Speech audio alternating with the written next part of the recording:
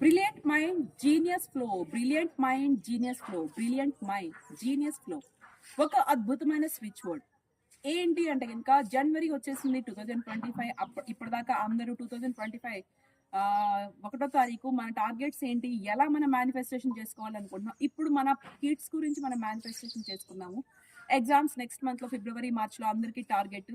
So పిల్లలకు కాదు పెద్దవాళ్ళకనే exams అనుకోవాలి, ఎందుకంటే కనుక ఆ ప్రెషర్ అంతా పేరెంట్స్ మీద పడుతుంది ఈ రోజుల్లో.